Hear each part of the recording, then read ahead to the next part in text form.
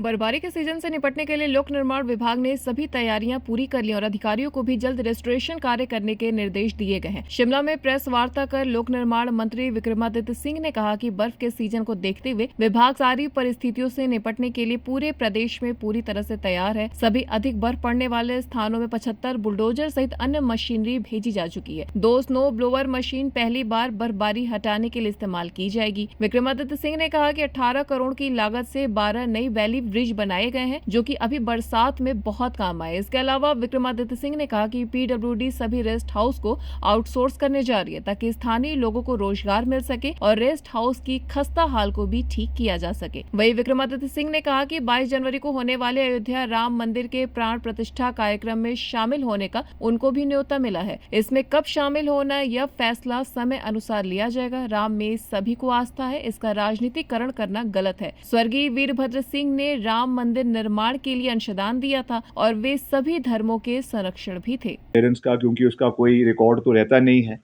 कितनी बर्फ साफ हुई है और उसमें कैसे जो है वो एक भ्रष्टाचार का अड्डा बन गया था। इससे निपटने के लिए हमने कम से कम हायरिंग जो है वो मशीन्स की हमने करी है और ज़्यादा से ज़्यादा मशीन्स हमने लोअर एरिया से डिपार्टमेंट की मशीन्स को ही ऊपरले एरियाज़ में किया गया है। और मैं आपको ये बताना चाहूँगा कि हमने नई मशीनरियाँ भी ली है। Department has purchase 14 number of backhoe excavators, 3 number skid steer loaders and 2 new snow blower machines. ये पहली बार हिमाचल में दी जा रही है। एक स्नो ब्लोअर को रोडू डिवीज़न में रखा गया है और एक को रामपुर डिवीज़न में रखा गया है। और ट्रैक एक्सकवेटर्स एंड ये और 2 नंबर आपकी ट्रैक एक्सकवेटर्स। और ख़ास करके जो अभी हमारा सेंट्रल मोटर व्हीकल एक्ट आया है, जिसमें 15 साल की वजह से सारी गाड़ियां जो है वो उनको यूज़ करने के लिए उस पर प्रतिबंध लगाया गया है। तो उसके चलते ये नई गाड़ियां जो है हम नई मशीन्स हम ले रहे हैं और इससे मुझे लगता है कि आने वाले समय में अच्छा हमको एक सहयोग इलाके में और प्रदेश में जितने भी हमारी एक्सकवेशन का कार्य है या रेस्टोरेशन का कार्य है, उसके लिए ये कार्य उसमें ये जो है वो साबित होगा। इसके साथ साथ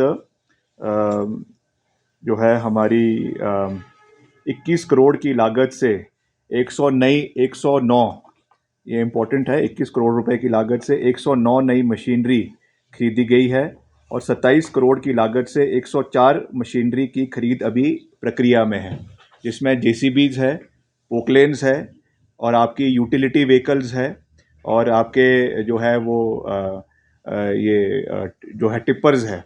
इनका प्रोसेस जो है वो चला हुआ है और आवश्यकता अनुसार इन्हें प्रदेश के अलग अलग कोनों में जहाँ पर भी इसकी आवश्यकता होगी इसको भेज दिया जाएगा। तो ये खास करके मैं पर्टिकुलरली जो आपका स्नो सीज़न है उसके बारे में ये जानकारी दे देना चाहता था। एक ओवरऑल व्यू, क्योंकि अब हमारा नया साल भी शुरू हुआ है और पिछले साल की जो हमारी मोटी अचीवमेंट्स, बड़ी अचीवमेंट्स, मैं माइन्यूट उसमें नहीं जाना चाहूँगा, जो पिछले मेरे खास करके under my leadership in the department जो हमारी एट अ ग्लांस जो हमारी अचीवमेंट्स रही है डिपार्टमेंट की, वो भी मैं आपके सामने रखना चाहूँगा। PMJSY 3 में हमको 254 सड़कों में लगभग 2700 करोड़ रुपए पिछले एक साल में मेरे डिपार्टमेंट को जो है वो केंद्र सरकार से अप्रूव हुए हैं, जिसका बारी बारी हमने ज़िक्र भी किया है। और इसका आपको जानकर खुशी होगी कि तीनों प्रक्रियाएं इसमें आपकी आती हैं जो 2700 किलोमीटर है। एक FDR टेक्नोलॉजी है, एक CTB टेक्नोलॉजी है और एक आपका कन्वेंशनल मेथड्स है। आज सुबह ही मैंने इसमें डायरेक्शंस दिए हैं कि तीनों सड़कों पर अगले एक हफ्ते के अंदर अंदर सारे टेंडरिंग प्रोसेस 2700 किलोमीटर के पूरे हो जाने चाहिए और उसके बाद ये खुलेंगे, उसकी फाइनेंशियल बिड्स खुलेगी, टेक्निकल बिड्स खुलेगी और इस महीने यानी जनवरी के एंड तक ये अवार्ड होने शुरू हो जाएंगे। तो मार्च के महीने में इसका काम जो है पूरे प्रदेश के अंदर करीबन 2700 किलोमीटर का कार्य शुरू हो जाएगा। ये अपने आप में सबसे बड़ी अचीवमेंट है कि पहली जाएंगे, बिल्कुल जाएंगे, क्यों नहीं जाएंगे। I have stated on record that our belief is nothing got to do with the political ideology.